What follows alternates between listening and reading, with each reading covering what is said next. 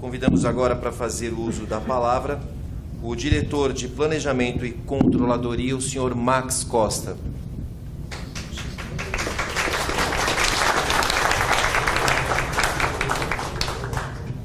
Bom dia a todos. Como vocês sabem, é um prazer estar aqui para prestar contas do mandato que vocês nos conferiram.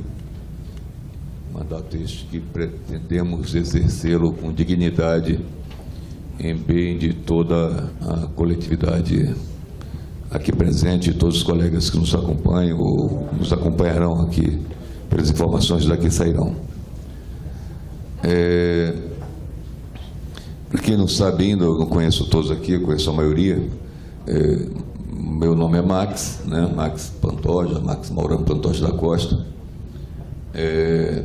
Fui eleito em 2014 com votos da categoria, o voto dos participantes. Isso. E temos 3 anos aí já de mandato, está encerrando daqui a pouco mais de 6 meses. E esperamos estar deixando um legado com essa nossa passagem ali dentro.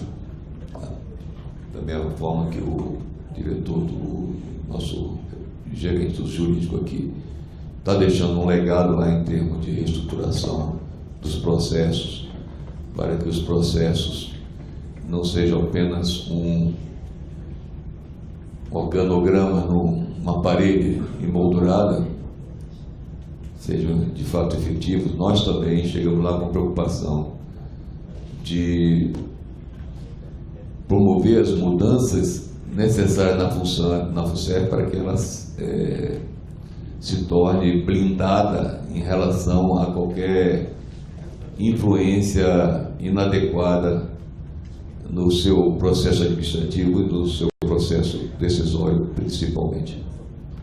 Tá? Eu sou egresso, na maior parte do meu tempo, na Caixa da área de auditoria. A minha formação acadêmica, eu sou eu sou formado em engenharia elétrica. Eu baixei meu certificado do CREA, né? Já que eu não exercia, só atrapalhou a mensalidade. Mas também sou formado em ciências contábeis e tenho várias pós-graduações aí na área de finanças, contabilidade, auditoria, outras áreas de engenharia que eu gosto muito, mas não pretendo mais voltar a ser engenheiro. Um dia eu acho que a idade já me deu um bypass aí em relação a essas pretensões. Mas, então, a experiência acadêmica e a experiência profissional na Caixa foi muito importante para que pudéssemos perceber o momento correto de agir em relação ao futuro que se avizinhava em relação ao que em 2013 e 2014 nós, por conta dessa atuação, vislumbramos e que, mesmo contrariando muitos discursos da época, acabou se mostrando uma realidade. Tá? Lá nós fomos eleitos justamente dizendo que a FUNSER se avizinhava para um colapso em termos de déficit, coisas que nunca nós tínhamos ouvido falar, a maioria de vocês, né? Todos nós achávamos que estavam num mega navio, um mega cruzeiro extremamente seguro, e de repente a gente se vê como quem está num barquinho, uma canoazinha no meio de um mar encapelado. Só que essa bagagem profissional nos permitiu ver, e graças a Deus permitiu que agíssemos e chegássemos a tempo. Se não tivéssemos chegado, creio eu, ali naquele momento, junho de 2014, logo após o mês de outubro, tínhamos aí um ano eleitoral, podem ter certeza que o déficit que hoje nós estamos pagando seria bem maior. Que eu não consigo lembrar aqui de memória quantas propostas desesperadas de investimento a gente conseguiu barrar nesse período. Propostas que você via que primeiro chegava a proposta, depois que passava na auditoria, na diretoria ou nos colegiados, que vinham a instrução a posteriori, uma conta de chegada. Propostas que, apesar de todo o rito já desenhado, tá? Eu reconheço aqui que houve uma evolução em termos de governança na FUNCEF, desde que ela foi criada, isso é natural. Quem conheceu a FUNCEF na década de 90, nós tínhamos ali processos extremamente primários de solução, de discussão, de decisões, e evoluímos como país. A maioria das instituições do Brasil evoluiu para um processo mais maduro, baseado em decisões discutidas de uma forma mais ampla, né? Com avaliações de várias camadas de colegiados, suportados por vários instrumentos ou vários órgãos de apoio técnico, com prazos adequados para tomar decisão, para refletir sobre a decisão, com normativos construídos internamente e externamente, vindo tanto da lei, uma evolução da lei complementar, as leis complementares 189 de 2001, uma série de normas emanadas pelos órgãos de fiscalização e controle, mas, mesmo assim, tudo isso não foi suficiente para impedir uma das coisas que eu considero mais nefasta na FUNCEF, que é a influência indevida no processo decisório. Não adianta eu ter a melhor moldura, o melhor organograma, se ele não for cumprido. Não adianta eu ter os melhores regulamentos do mundo, se ele não for cumprido. E não adianta também, toda vez que acontece um problema, acusar as regras e as normas e, a partir daí, como solução, trazer uma proposta de criar mais um órgão interno, gastar mais dinheiro, criando mais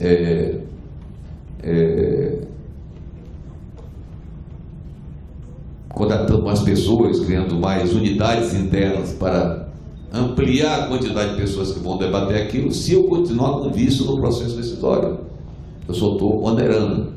É aquela história de tirar o sofá da sala. Não vai resolver nada, entendeu? E na tradição nossa, vocês estão vendo aí na legislação, o momento que o país vive complicado, toda vez que nós temos uma crise, a solução não vai no coração dela, vai na periferia. Vamos mudar isso aqui, isso ali, mas não muda o que é essencial, que é de onde saem os problemas. Entenderam? Então, assim como acontece no nosso país, em outras instituições, em outras camadas mais elevadas de nível decisório do nosso país, acontece no microcosmo nosso, acontece no microcosmo de qualquer estatal, acontece no microcosmo de qualquer instituição, até privada. Não se deixe envenenar por esse falso discurso sem nenhum fundamento do privado contra o estatal. Vocês estão vendo aí privatizar o sistema telefônico brasileiro,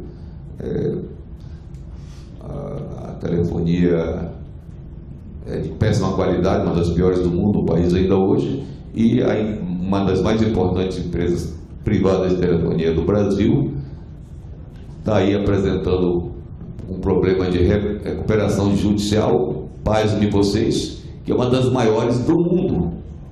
60, estou falando 60, fala-se em valores superiores a 65 bilhões. Adiantou privatizar, adiantou estatizar. Então não é uma questão de esse discurso viciado para manipulação. Se a gente não precisa de não resolver questões acima, que vem da organização política do Estado brasileiro, a gente vai ter que ficar aqui brigando na unha e tentando se defender das soluções enganosas de que, se eu contratar mais uma camada de auditoria, mais um comitê de auditoria em cima da auditoria, mais uma unidade de estrutura não sei do que para fazer a revisão dos processos, contratar 300 assessorias para emitir pareceres, e lá não vai decidir. Se eu continuar com a essência contaminada, vou estar admitindo ser enganado. É isso que nós vivemos, é isso que o nosso país vive, de uma forma geral. E a solução sempre já que a estrutura que se beneficia disso, não quer mexer nos seus privilégios, nas suas liberdades de saquear Estado inteiro, sem ter que prestar conta, sem ser preso. Onde é que se viu ter cidadão de duas categorias? Umas que roubam são presos e outras têm liberdade para roubar e não terem preso. Se a gente não mudar isso, o país não vai mudar, a FUNSEF não vai mudar. Compreenderam? Essa é a dura realidade. Na ausência de uma reação, na ausência de funcionamento das instituições, conforme Montesquieu desenhou, com 3 poderes harmônicos se fiscalizando e se supervisionando um ao outro para que não houvesse essas aberrações, nós temos essa república capenga, essa falsa república, que contamina todas as instituições, está derretendo o nosso país. Nós estamos ficando anos luz atrás. Há pouco tempo atrás, na década de 70, eu era engenheiro empolgado, podia ser engenheiro para ajudar o Brasil a ser desenvolvido. Eu visitei aqui em São Paulo a Unicamp, era um dos poucos países, se não me engano 5 na época, que conseguia dominar tecnologia de miniaturização de sistemas de software, de hardware. Hoje a gente compra essas porcarias de Taiwan, não sei de onde. A China era um país que não tinha nem o que comer na época, 30 anos atrás.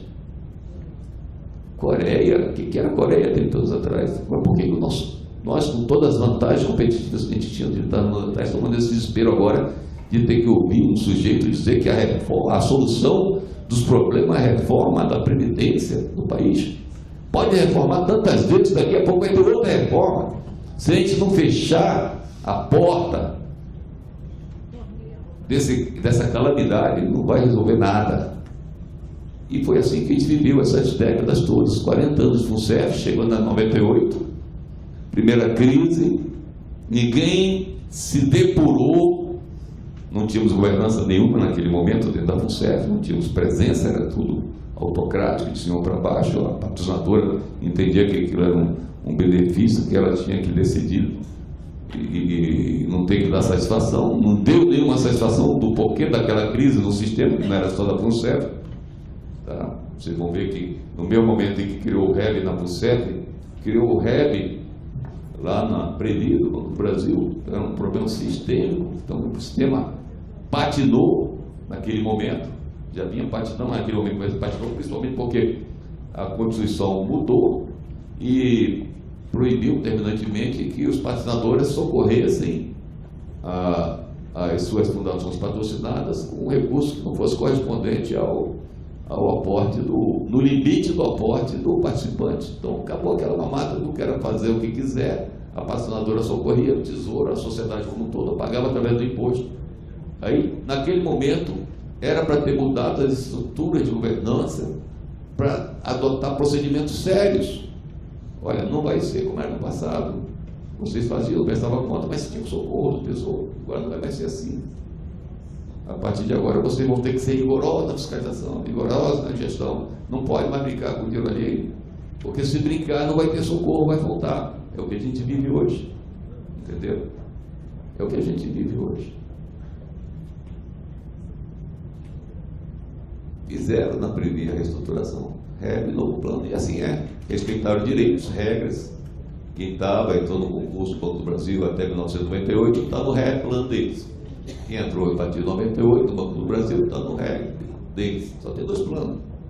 Custo menor de administração, menos problema. Administrar vários planos, com várias submassas, com várias brigas judiciais. Você não sabe o tanto que a gente paga sem necessidade por conta dessas decisões responsáveis que foram tomadas. Entendeu? Isso tem custos, drenam os resultados que poderiam estar sendo hoje distribuídos na forma de benefício especial temporário para nós melhorarmos os nossos rendimentos mensais e não estar pagando déficit para socorrer a fundação.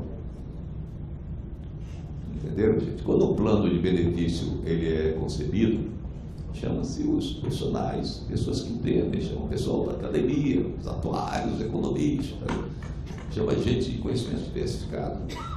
Lá, com base no que se pretende chegar na frente, é um planejamento estratégico. Eu quero chegar lá, o que eu preciso fazer, qual a estratégia para alcançar esse objetivo. A estratégia é essa aqui, divide subdividida em vários passos, vários planos de ações. Então chama o atuário, olha, para ter obedecido dessa forma, as regras têm que ser estabelecidas dessa forma, então estabelece-se um regulamento, esse regulamento tem que ser respeitado. Arrecada-se um valor X, de acordo com a quantidade de pessoas, com o salário, para poder pagar aquilo que se pretende entregar lá na frente. Assume-se algum nível de risco responsável para tentar dar uma invernizada acima do valor mínimo, né? Tem um custo de oportunidade, envolve nossa, a taxa sem risco é a taxa dos títulos públicos. A gente arrisca alguma coisa de uma forma mais responsável, não pode ser irresponsável e chegar, olha, deu problema, arrebentaram os planos lá atrás, agora a solução é vamos aumentar o nosso nível de risco. Isso é responsabilidade. Deu problema, vamos apurar os problemas. Deu problema, vamos ver quem fez, quem foi responsável, quem é o CPF do problema. Tá?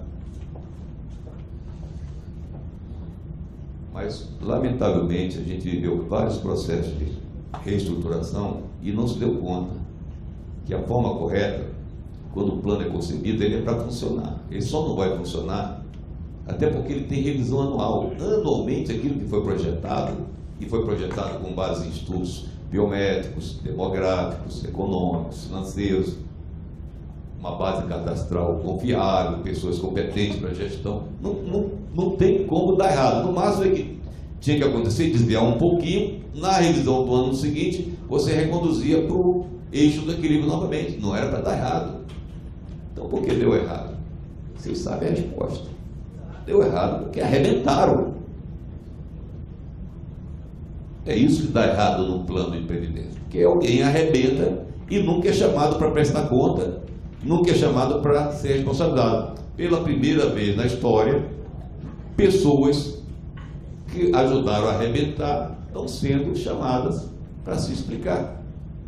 Chegamos lá em 94, vimos, olha, qual era a situação em 94? Já sabíamos que ia ter déficit. Todo ano, nesse estudo de revisão, faz-se várias análises em cima daquilo que foi dimensionado, foi projetado, e vê, ó, tá tudo certinho, tá, então eu faço a conta. Meus compromissos futuros, quais são? São todos eles, vou ter que pagar tantas pessoas, vou ter que ter esse custo administrativo, trago tudo isso ao valor presente. Quais são as minhas receitas futuras? Eu pego o estoque de ativos que eu tenho, mas as receitas, as participações de vocês, né? Receitas que o CEP vai oferir, faço a conta do que eu vou receber e do que eu vou pagar no futuro, tá? Tem um déficit superado, deduzo algumas coisas, como provisão contencioso, e está aqui o déficit para eu tomar uma decisão. Se eu faço isso todo ano com a velocidade necessária e com a técnica necessária, eu vou corrigindo rapidamente a situação. Só que as coisas não aconteceram dessa forma. Tá? Quando a gente chegou lá, as coisas estavam maquiadas, uma estrutura de falta de governança não só interna, mas no sistema todo governamental, porque houve falha de supervisão da passadora, houve falha de supervisão das estruturas que deveriam fiscalizar, como o PREVIC, houve falha de supervisão do sistema onde a gente atua, sistema de capitais, sistema financeiro, a própria CBN. Então a gente contratava serviços acreditando que estávamos protegidos por estruturas que deveriam organizar-se, deveriam estar cuidando dos nossos investimentos.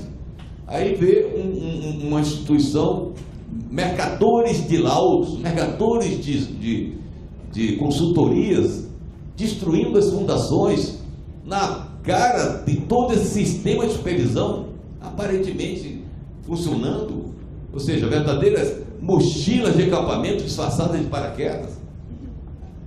Foi isso que aconteceu, pessoal. Então, não caiam no conto da sereia de vamos criar novas estruturas, vamos criar aquilo. Isso não é solução. A solução é a gente participar com um olho firme aqui, não acreditar que consultoria resolve o problema, não acreditar que reestruturação resolve o problema. As reestruturações, quando vem de cima para baixo, são sempre, como vocês veem, a reestruturação proposta agora do déficit alegado para todo o sistema de previdência.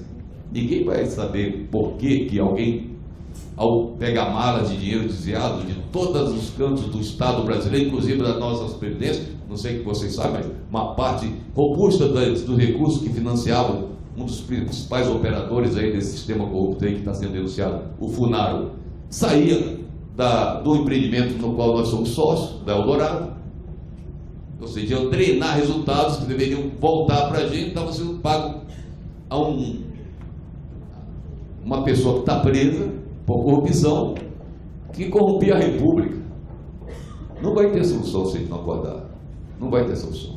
Perceberam? Se a gente não acordar que não adianta se enganar de enxugar gelo, enxugar gelo não resolve nada. Você vai passar o resto da vida de enxugar gelo e vai derreter e vai se acabar. Entenderam? Se nós não vamos nas causas, não teremos solução. Estamos encerrando o mandato, conseguimos produzir muita coisa, são coisas que a gente nem consegue divulgar pela velocidade que as coisas estão. Não conseguimos mudar estruturalmente na medida necessária, porque mudanças estruturais são negociáveis, são negociadas. Eu vou fazer uma proposição, o lado do pastor vai fazer outra. Eu não imponho o meu lado a eles, eles não impõem o lado deles a nós. Mas temos que tomar cuidado para não cair no canto sereia de vir uma contratada subliminarmente para tentar destruir o nível de governança que a gente conquistou. Entendeu? Cuidado com consultorias como panaceia, como solução para problemas que estão longe do ponto onde eles estão atuando.